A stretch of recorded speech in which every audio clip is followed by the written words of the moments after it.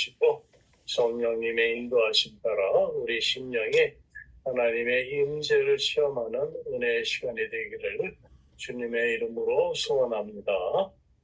아멘.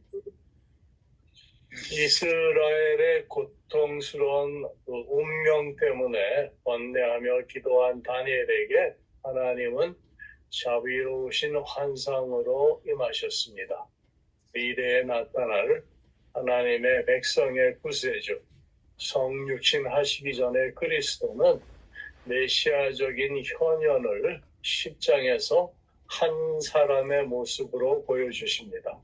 이 환상으로 자신을 보여주시며 내가 마지막 날에 내 백성이 당할 일을 너에게 깨닫게 하러 왔노라 이렇게 말씀하시면서 이는 이 환상이 오랜 후의 일임이라 하시며 서론적으로 소개하고 있는 10장에 이어서 본 11장은 전장에서 제기될 큰 전쟁에 관한 구체적인 내용들을 말씀하고 있습니다. 그래서 본장은 구체적인 싸움의 현장을 소개하는 본론적인 성격을 갖고 있습니다. 또한 10장이 전운이 감도는 분위기를 묘사하면서 세계사의 이면에 벌어지고 있는 영적 싸움의 일면을 알려주시면서 반면에 11장은 실제적으로 물고 물리는 싸움이 매우 격렬하게 전개되는 그러한 상황을 서술하고 있습니다. 특히 이 전쟁의 역사 속에 구체적으로 일어날 사건들을 분명하게 제시하기 위하여 실제적인 국가의 명칭을 사용하고 있습니다. 우리 2절 말씀을 잠깐 보세요. 거기 보시면 이제 내가 참된 것을 내게 보이리라.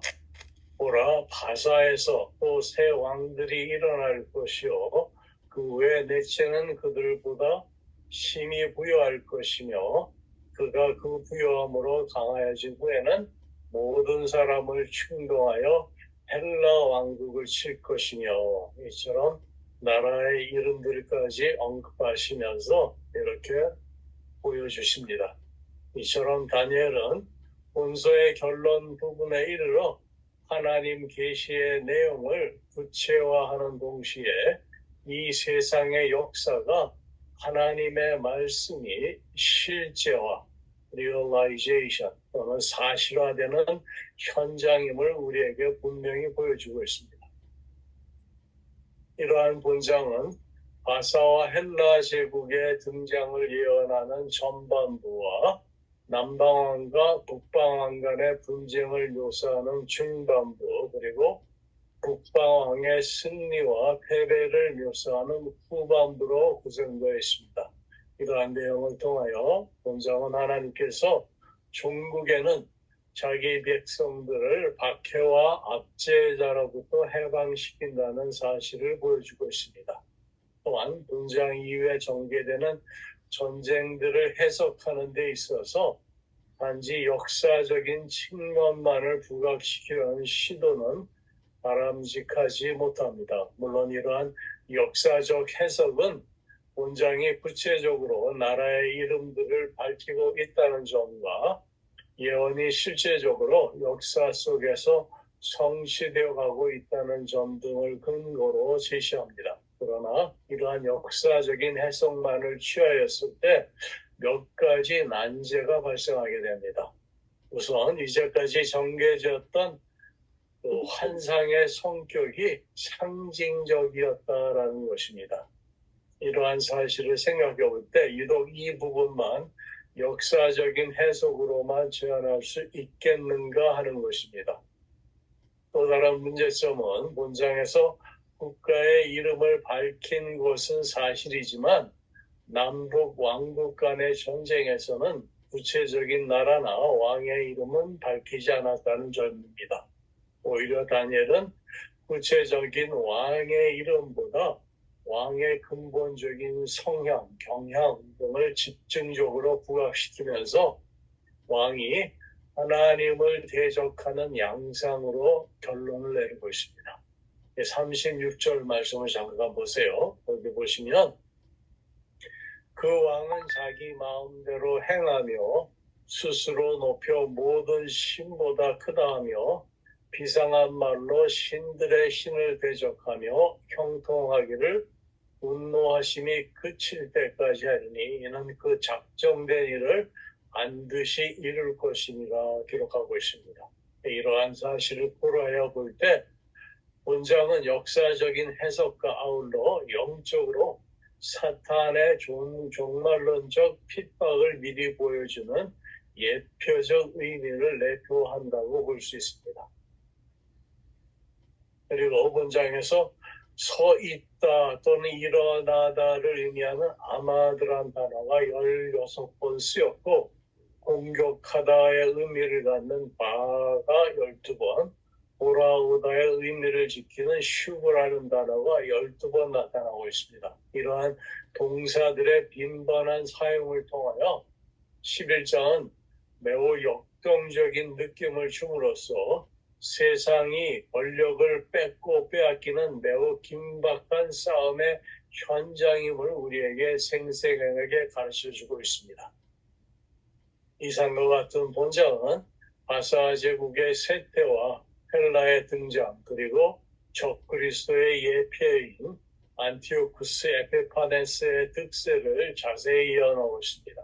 특히 안티오쿠스 에피파네스가 유대인들을 핍박하고 성전 제사를 금지하여 우상을 숭배하도록 압력을 가하게 되지만 궁극적으로는 비참하게 죽게 됨을 예언하고 있습니다. 이러한 사실은 하나님의 백성들에 대한 사탄의 종말론적 핍박을 예표적으로 보여주며 동시에 극심한 환난과 고통 속에서도 역사하시는 하나님의 구원하심을 강조하고 있습니다.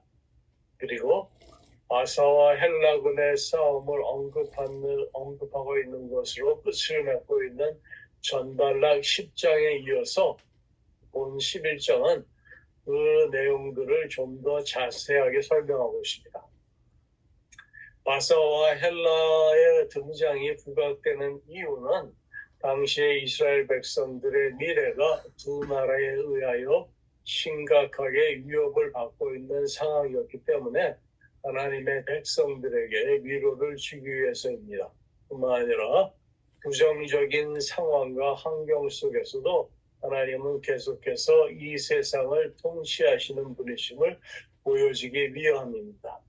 특히 본장은 세상의 역사는 힘의 원리에 의해 지배된다는 사실을 분명하게 보여줍니다. 이 힘의 논리가 가장 확실하게 나타나는 현장은 전쟁의 현장인데 11장에서는 바사와 세 왕 이후에 나타나는 네 번째 왕이 힘에 의해 그리스 헬라 제국을 친다는 사실, 그리고 거기서 한 왕이 나타나는데 그 중요한 특징이 힘 능력이라는 점을 3절 말씀으로 장차 한 능력 있는 왕이 일어나서 큰 권세로 다스리며 자기 마음대로 행하리라는 말씀을 주심으로써 세상의 힘의 원리를 제시해주고 있습니다. 그리고 한 나라를 물리치기 위해서 더 많은 힘이 필요하게 되는 과정을 통하여 세상 나라의 최종 결국을 암시해주고 있습니다. 즉 철저히 힘에 의존된 나라는 영원할 수 없으며 더 강한 힘을 가진 세력에 의해 정복당할 수밖에 없다는 것입니다. 그러므로 우리 성도는 세상의 권력과 힘을 유지하려는 권세자들의 어리석음을 거울 삼아 오직 하나님의 전지전능하신 무한한 능력만을 신뢰해야 하겠습니다. 이제 지난주에 남방왕과 북방왕의 갈등의 시야를 넓혀서 이후에 전개되는 전쟁의 내용을 살펴보고 이러한 언급을 통하여 이전의 내용들을 좀 더 구체적으로 설명을 하였습니다. 동시에 구체적인 전쟁의 내용을 밝힘으로써 전쟁의 목적 등을 근본적으로 살펴보았는데요. 남방왕과 북방왕과의 그 첫 번째 전쟁을 묘사하는 전반부가 5절에서 9절까지이고 이어주는 두 번째 전쟁을 묘사하는 중반부는 15절까지고 그리고 마지막 북방왕의 승리와 몰락을 언급하는 후반부가 19절까지로 구성되어 있습니다. 이처럼 남방 애국과 북방 시리아에 거듭되는 전쟁을 통해 만족할 줄 모르는 인간의 욕망과 복수 그리고 적그리스도의 하나님의 백성에 대한 끊임없는 박해와 핍박을 설명해 주고 있습니다. 이제 10절에서 우리 16절까지 그 아들들이 전쟁을 준비하고 심히 많은 군대를 모아서 물에 넘침까지 나아올 것이며 16절로 그가 영화로운 땅에 설 것이요 그 손에 멸망이 있으리라 한 이 부분을 제가 간단하게 요약을 한번 해보겠습니다. 11절로 남방왕은 크게 노하여 나와서 북방왕과 싸울 것이라 북방왕이 큰 무리를 일으켰으니 그 무리는 그의 손에 넘겨준 바 되더라. 이는 제4차 시리아 전쟁을 말하는 것으로 북방왕 안티오쿠스 3세가 남방왕을 공격하여 유대 땅 예루살렘은 북방 왕조로 통치가 넘어갑니다. 당시 남방 왕조는 톨레미 4세의 죽음으로 4살 먹은 톨레미 5세 에피파네스가 즉위하게 됨으로써 내부적인 동요를 일으키게 되었습니다. 그래서 톨레미 왕조에 속한 여러 지역에서 반란이 일어난 사실과 이를 기회로 북방의 안티오쿠스가 애국을 침략합니다. 이때 안티오쿠스 3세 남방 침략 전책에 동조하여서 하나님을 의지하기보다 적의 힘을 이용하여 유대의 독립을 쟁취하려 한 친북방파 유대인들이 있었습니다. 그들의 이러한 시도는 남왕조의 스코파스 장군에 의해 무산되고 맙니다. 그러나 후에 안티오쿠스 3세가 마케도니아의 필립과 동맹을 맺고 톨레미 왕조를 공략하여서 그 팔레스타인 영화로운 땅을 점령하게 됩니다. 곧 안티쿠스의 군대들은 그 파티움이라는 전투에서 남방의 스코파스 휘하 군대를 격파하게 되며 남방 군대는 페니키아 해변의 견고한 성읍 시돈까지 퇴각하게 되었고 이후에 그 시돈마저 빼앗기고 함락되고 맙니다.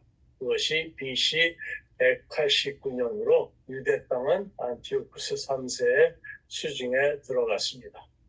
그가 영화로운 땅에 설 것이요 이 영화로운 땅은 이스라엘 유대 땅을 말하며 남방왕과 북방왕의 큰 전쟁의 격전지가 바로 유대 땅이라는 사실입니다. 17절로 지난주에 못 끝낸 부분입니다. 17절 보세요. 그가 결심하고 전국의 힘을 다하여 이루었다가 그와 하친할 것이요 또 여자의 딸을 그에게 주어 그 나라를 패망하려 할 것이나 이루지 못하리니 그에게 무익하리라. 이 말씀은 그 제5차 시리아 전쟁이 북방왕이 총력을 다해서 남방왕을 공격했을 때의 사건들을 얘기합니다. 이 북방왕 안티오쿠스 3세가 그의 딸 클레오파트라와 남방의 프톨레미 5세와 정략 결혼을 시켜서 애국을 속국으로 통치하려고 시도했던 사건입니다. 하지만 클레오파트라의 배신으로 그녀가 남방왕 남편을 설득해서 지중해의 절대 강국으로 부상한 로마와 동맹을 맺게 합니다. 이 본절은 팔레스타인을 정복한 안티오쿠스 3세가 애국 침략 전쟁을 변경하고 정략적으로 애국과 평화 조약을 맺을 것을 예언한 말입니다. 곧 안티오쿠스가 자신의 딸 클레오파트라를 톨레미 5세의 왕비로 주어 톨레미 왕조에 대한 자신의 영향력을 강화해야 하라 했으나 오늘 말씀대로 그 나라를 패망케 하려고 하였으나 그러나 오히려 클레오파트라가 남편 톨레미 5세와 결탁하여서 그로 하여금 로마와 동맹을 맺게 함으로써 안티오쿠스 3세는 치명적인 타격을 입게 됩니다. 18절로 그 후에 그가 그의 얼굴을 바닷가로 돌려 많이 점령할 것이나 한 장군이 나타나 그의 정복을 그치게 하고 그 수치를 그에게로 돌릴 것이므로 이 말씀은 이 18절 상반절은 그 애굽 침략 정책을 수정한 안티오쿠스 3세가 그 여력을 서쪽 지중해 연안 지역으로 집중시켜서 육로와 해로를 통해 이곳을 점령한 사실을 말합니다. 그러나 그러한 와중에 하반절에 보시면 그의 군대는 BC 190년 magnesia 전투에서 로마의 루시우스 스키피오 장군에게 대패함으로써 멸망 직전에 이르게 됩니다. 오늘 본문 말씀에 한 장군이 나타나 그의 정복을 그치게 하고라는 말씀으로 성취되고, 로마의 장군 스피키오와의 전투에서 참배한 이 북방왕은 고국으로 귀환하게 되는데, 그가 귀환하면 그에게 전쟁 배상금을 지불해야 했습니다. 여기서 새로운 강자인 로마 제국의 출현에 주목을 해볼 필요가 있습니다. 이 세상에 영원한 강자, 영원한 제국은 없습니다. 우리가 여태까지 바벨론, 바사, 헬라에 이르면서 여러 제국들을 살펴봤습니다. 예수님 오실 당시 로마 그리고 그리스도의 통치를 염두에 두시고 이 부분을 이해하시면 좋을 것 같습니다. 한편 이 패배로 말미암아 안티오쿠스 3세는 본국으로 귀환할 수밖에 없었습니다. 19절을 보세요. 그가 드디어 그 얼굴을 돌려 자기 땅 산성들로 향할 것이나 거쳐 넘어지고 다시는 보이지 아니하리라 기록하고 있습니다. 여기서 그 얼굴을 돌려 자기 땅 산성들로 향할 것이나 이 말씀은 전쟁으로 인해서 그나마 바닥난 재정을 메꾸기 위해서 그가 시도한 엘리마이스의 벨사월 약탈 사건을 말합니다. 이 벨사월은 고대 메소포타미아의 신 벨에게 헌정된 사원으로서 현재의 이란 지역에 위치해 있었습니다. 약탈 사건은 당시 엘리마이스는 셀레우쿠스 제국의 지배를 받고 있었는데 안티오쿠스 3세가 이 지역을 침략하면서 벨사원을 약탈을 했습니다. 그는 사원의 보물과 귀중품을 약탈하여 자신의 군사 자금으로 사용하려 했습니다. 그러나 그것까지 실패함으로써 그가 거쳐 넘어지고 다시는 보이지 아니하리라. 그 생에 종지부를 지게 됐습니다. 그때가 BC 187년입니다. 이제 적그리스의 예표, 그 대적자 빛처럼 북방왕 에피파네스의 출현이 나타나는 구절입니다. 우리 20절부터 24절까지 보겠습니다. 우리 곽 장로님이 20절에서 24절까지 읽어주실래요? 그 왕위를 이을 자가 압제자를 그 나라의 아름다운 곳으로 두루다니게 할 것이나 그는 분노함이나 싸움이 없이 옛날에 못하여 망할 것이요. 또 그의 왕위를 이을 자는 한 비천한 사람이라 나라의 영광을 그에게 주지 아니할 것이냐. 그가 평안할 때를 타서 속임수로 그 나라를 얻을 것이며 넘치는 물 같은 군대가 그에게 넘침으로 말미암아 패할 것이요. 동맹한 왕도 그렇게 될 것이며 그와 약조한 후에 그는 거짓을 행하여 올라올 것이요. 소수의 백성을 가지고 세력을 얻을 것이며 그가 편한 때에 그 지방에 가장 기름진 곳에 들어와서 그의 조상들과 조상들의 조상이 행하지 못하던 것을 행할 것이요. 그는 노력하고 탈취한 재물을 무리에게 흩어주며 계략을 세워 얼마 동안 산성들을 칠 것인데 때가 이르기까지 그리하리라. 예. 20절에 보시면 그 왕위를 이을 자가 나오죠. 압제자를 그 나라의 아름다운 곳으로 두루다니게 할 것이나, 여기서 그의 왕위를 이을 자는 안티오쿠스 3세 아들 셀루쿠스 4세를 말합니다. 그가 전쟁 배상금을 마련하기 위해서 식민지 예루살렘을 수탈하다가 저항과 봉기로 그는 결국 살해당하게 됩니다. 한편 본절에서 그 왕위를 이을 자 이 셀루쿠스 4세가 그 압제자를 나오죠. 그 압제자를 그 나라의 아름다운 곳으로 두루 다니게 할 것이나 이렇게 나오죠. 그래서 그 나라의 아름다운 곳으로 두르게 다니게 하는 그 압제자는 그 토색하는 자로서 노게스라는 그 단어를 썼는데 이 말은 원어상 세금 징수자라는 뜻을 가지는 것으로서 이는 패배한 국왕의 전쟁 배상금을 물기 위해서 셀루크스 4세가 강제적인 세금 징수를 목적으로 임명한 재무장관 헬리오도루스를 가리킵니다. 그는 셀루크스 4세 필로파토르의 명을 받아 팔레스타인 아름다운 곳을 비롯한 여러 지역을 순회하며 강제적으로 세금을 징수했습니다. 한편 이 셀루쿠스 4세는 바로 자신이 임명한 이 헬로도루스에게 독살당하여서 10여 년의 통치를 마감하게 됩니다. 그래서 그는 분노함이나 싸움이 없이 망할 것이라는 말씀이 그대로 성취되었습니다. 이 안티오쿠스 3세의 둘째 아들인 안티오쿠스 4세 에피파네스는 부친의 패배로 14년간 로마의 볼모로 잡혀갔다가 그의 조카를 볼모로 대신 잡히게 하고 자신이 왕으로 등극하게 됩니다. 이제 21절부터 39절까지는 형 셀루쿠스 4세의 뒤를 이어 왕이 오르게 되는 안티오쿠스 4세 에피파네스의 등장과 그의 사악한 범죄 및 유대민족 박해 사건들을 예언하고 있습니다.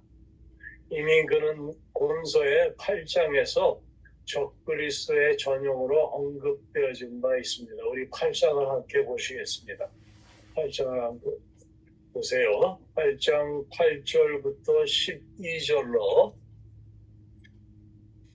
숫 염소가 스스로 심히 강대하여지더니 강성할 때 그 큰 뿔이 꺾이고 그 대신에 현저한 뿔렛이 하늘 사방을 향하여 났더라. 그래서 이 강성할 때 그 큰 뿔이 꺾이고 이 큰 뿔이 누구죠?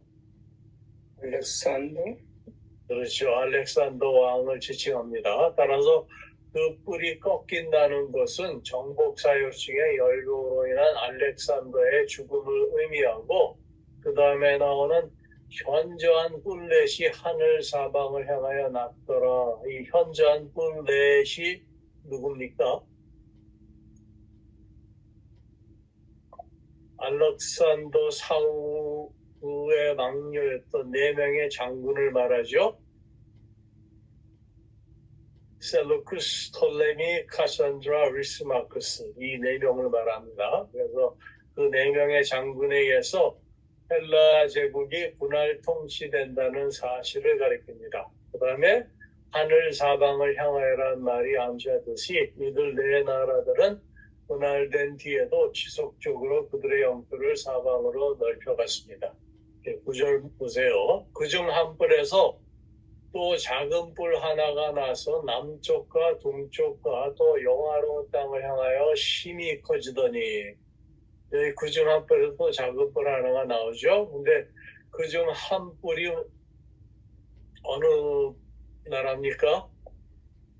분할된 4왕조 중 셀루쿠스 왕조를 말하고 그 한 뿔에서 또 작은 뿔 하나가 나오죠. 이 작은 뿔은 그 왕조를 개성한 왕 중에 안티오쿠스 4세 에피파네스를 가리킨 말입니다. 10절 말씀으로 그것이 하늘 군대에 미칠 만큼 커져서 그 군대와 별들 중에 몇을 땅에 떨어뜨리고 그것들을 짓밟고 또 스스로 높아져서 군대의 주제를 대적하며 그에게 매일 드리는 제사를 없애버렸고 그의 성소를 헐었으며 그의 악으로 말미암아 백성이 매일 드리는 제사가 넘긴 바 되었고 그것이 또 진리를 땅에 던지며 자의로 행하여 형통하더라. 그래서 이스라엘 나라와 그 국가 민족에 대한 박해를 설명하고 있습니다. 23절에서 25절 보세요. 8장 23절에서 25절 보시면 이 네 나라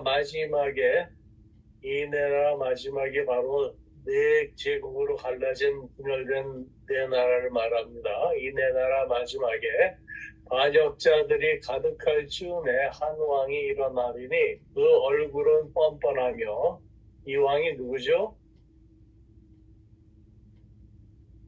바로 에피파네스를 말합니다. 그 얼굴은 뻔뻔하며 속임수에 능하며 그 권세가 강할 것이나 자기의 힘으로 말미암은 것은 아니며 그가 장차 놀랍게 파괴 행위를 하고 자의로 행하여 형통하며 강한 자들과 거룩한 백성을 멸하리라. 그가 꾀를 베풀어 제 손으로 속임수를 행하고 마음에 스스로 큰 체하며 또 평화로운 때에 많은 무리를 멸하며 또 스스로 서서 마당의 왕을 대적할 것이나 그가 사람의 손으로 말미암지 아니하고 깨지리라 기록하고 있습니다. 이제 오늘 본문으로 돌아와서 21절을 보세요. 또 그의 왕위를 이을 자는 한 비천한 사람이라 나라의 영광을 그에게 주지 아니할 것이나 그가 평안한 때를 타서 속임수로 그 나라를 얻을 것이며라 기록하고 있습니다. 여기서 이 비천한 사람이다. 이 비천한은 바자라는 원어상 여기 기록되었는데 이 의미는 비열한이란 뜻을 가지는 단어로 이는 그의 즉위 과정과 통치 행위에 비추어서 매우 적절한 표현으로 보여집니다.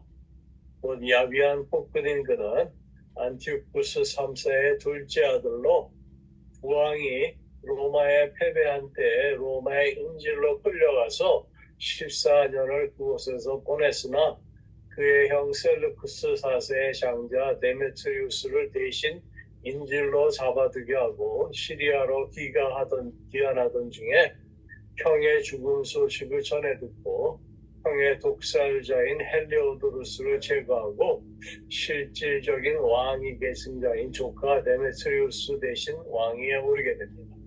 그래서 오늘 말씀 보니까 나라 영광을 그에게 주지 아니할 것이나 그렇죠? 이후에 그는 조카 대신 왕위에 오른 사실을 정당하기 위해서 악의적인 흉계와 권모술수를 사용하게 합니다. 그래서 그가 평안한 때를 타서 속임수로 그 나라를 얻을 것이며 괴율로 속임수로 나라를 얻을 것이며 이 에페파네스의 계략과 모함, 술수와 모력으로 왕위를 얻은 그의 인품을 잘 드러냅니다. 이게 22절 보세요. 22절 보시면 넘치는 물 같은 군대가 그에게 넘침으로 말미암아 패할 것이요 동맹한 왕도 그렇게 될 것이며 여기 나오는 이 넘치는 물 같은 군대는 셀루쿠스 4세를 독살하고 왕위를 넘본 헬리오도르투스를 추종하는 무리들을 가리킵니다. 한편 에피파네스와 동맹한 왕이 나오죠. 이 동맹한 왕은 당시에 유다의 대제사장 오니아스 3세로 보는 숫자 들고 있습니다. 근데 이는 확실치 않기에 단지 그와 수교한 어느 왕 정도로 이해하면 될 것 같습니다. 곧 이들이 에피파네스에게 패배할 것임을 예시하는 23절 말씀 보세요. 23절 보니까 그와 약조한 후에 그는 거짓을 향하여 올라올 것이요 소수의 백성을 가지고 세력을 얻을 것이며 라고 말합니다. 처럼 에페파네스의 전력이 우호관계나 동맹관계로 상대를 방심시킨 뒤에 공격하는 매우 비열한 것임을 우리로 알게 하고 있습니다. 24절로도 그가 평안한 때에 그 지방의 가장 기름진 곳에 들어와서 그의 조상들과 조상들의 조상이 행하지 못하던 것을 할 것이요 그는 모략하고 탈취한 재물을 무리에게 흩어지며 계략을 세워 얼마 동안 상성들을 칠 것인데 때가 이르기까지 그러하리라 말합니다.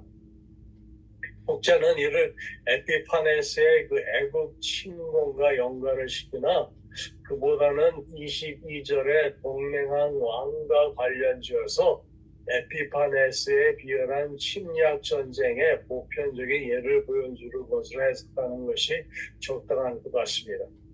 또 본문에 그와 약조한 후 23절의 말씀에 또 그가 평안한 때에 24절에 나오죠. 또는 모두 22절에 나오는 그 동맹국의 왕들을 가리키는 것입니다. 따라서 본문은 에피파네스가 주변의 왕들과 위장된 동맹을 맺은 후에 그들이 방심한 틈을 타서 전격적으로 그들의 영토를 침공한 사실을 가리키는 것이라 볼 수 있습니다. 또한 그는 이러한 침략의 부산물인 노략금을 백성들에게 분배함으로써 백성의 환심을 얻으려 했습니다.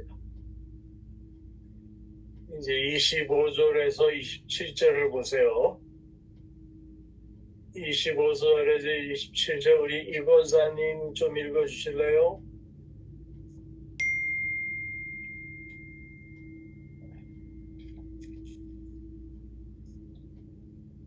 이권사님. 예, 그가 그의 힘을 떨치며 용기를 다하여 큰 군대를 거느리고 남방왕을 칠 것이요 남방왕도 심히 크고 강한 군대를 거느리고 맞아 싸울 것이나 능히 당하지 못하리니 이는 그들이 계략을 세워 그를 치민이라.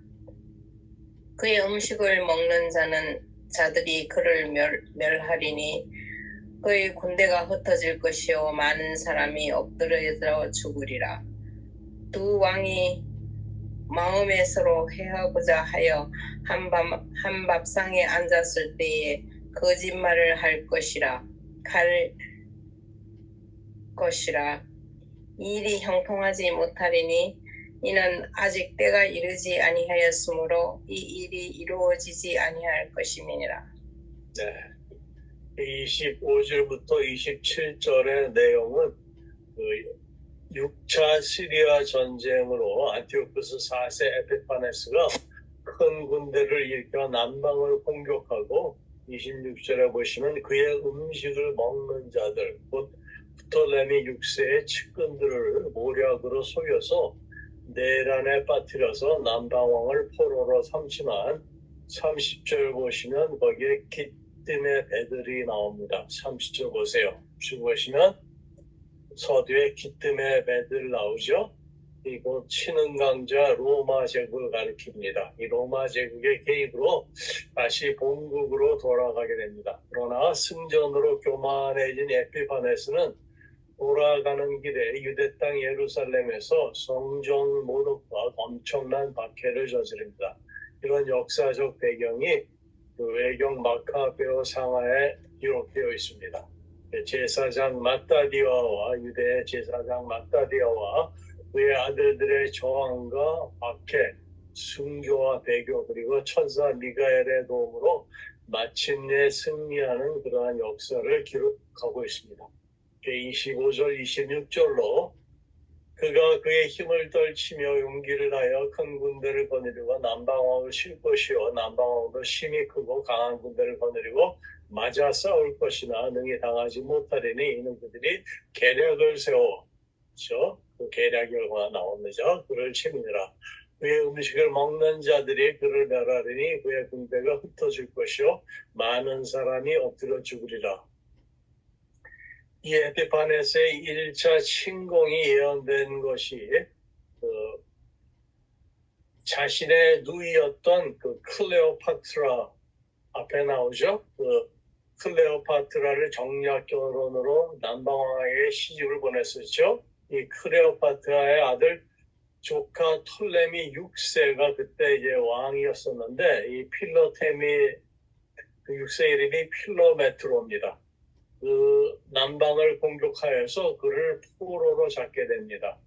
필로메트로는 에피파네스에 매수된 측근들의 배신으로 패배하게 된 것입니다. 여기서 그의 음식을 먹는 자는 바로 필로메트로에게 가장 신임을 받던 측근들을 가리키는 말입니다.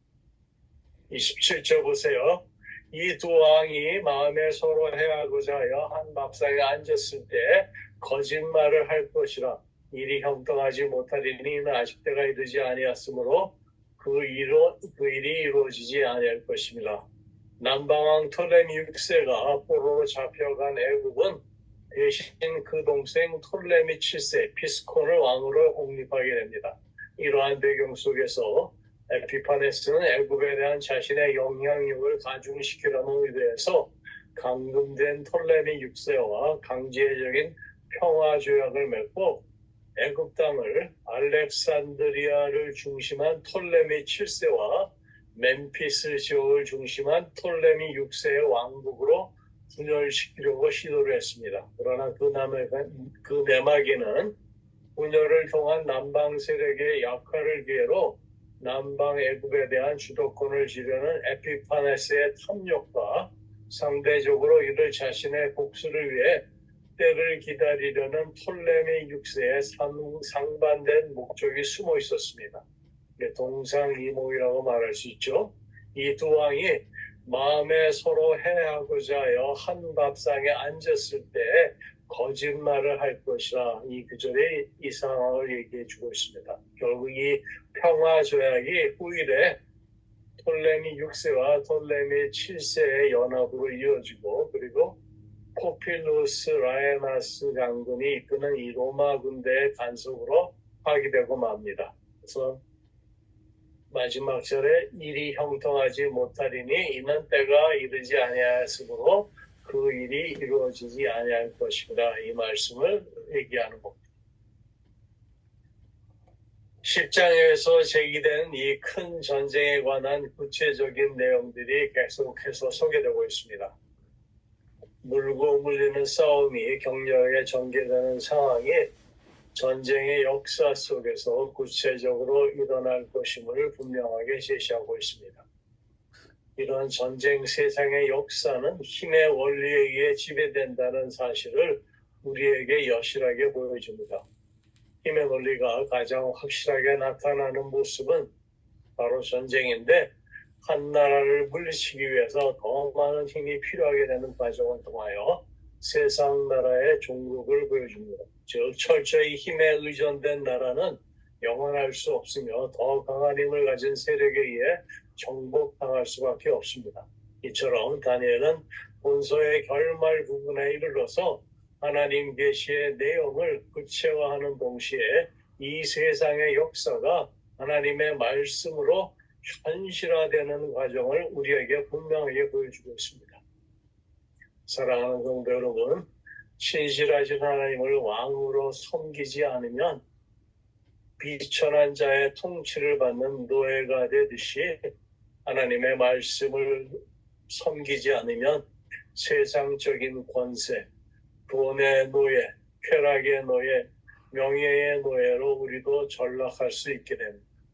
그러므로 우리 믿는 성도는 세상적인 권세나 힘을 유지하려는 어리석음을 버리고 오직 하나님의 무한하신 능력만을 의지하고 신뢰하며 진리이신 하나님의 말씀으로 세상을 대적하여 그의 권세나 힘을 물리치고 늘 승리하시면서 하나님 말씀 가운데 거하시는 저와 여러분이 되시기를 주님의 이름으로 축원합니다.